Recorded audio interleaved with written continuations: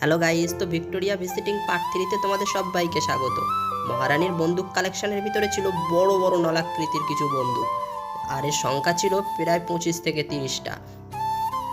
আর কিছু কিছু বন্দুকের নলার পাইপ ছিল তো 5 থেকে 7 ফুট পর্যন্ত।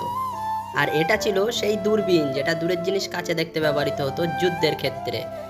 আর এগুলোর আকার মোটেও ছোট নয়, এগুলো ছিল অনেক বড় আকারের। তারপরে একটা সেলফি তুলে দেখতে পেলাম একটা কামান। সমস্ত বিধি নিষেধ না মেনে কামানটাকে একটু টাচ করে দেখলাম। আর গাইস, কামানটা ছিল অত্যাধিক মোটা আর যথেষ্ট ভারীও। তারপরে দেখলাম বিদ্যাসাগরের কিছু অংশ। এটা ছিল বিদ্যাসাগরের বাবা দ্বারকানাথ বিদ্যাভূষণের সেই হাতের লাঠি। এটা ফাউন্টেন পেন। আর এটা ছিল দোয়াত, যেখানে কালি রাখতো এই মাছের মতন আকৃতির।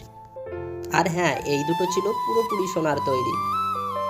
সমস্ত ঘোরা সম্পূর্ণ হয়ে যাওয়ার পরে আমরা ভিক্টোরিয়ার মাঠে বসে ভিক্টোরিয়াটাকে পুরো ক্যাপচার করলাম। দেখতে দেখো কতই না সুন্দর লাগছে। তোমরাও কিন্তু অবশ্যই এসো কলকাতার এই ভিক্টোরিয়া দেখতে।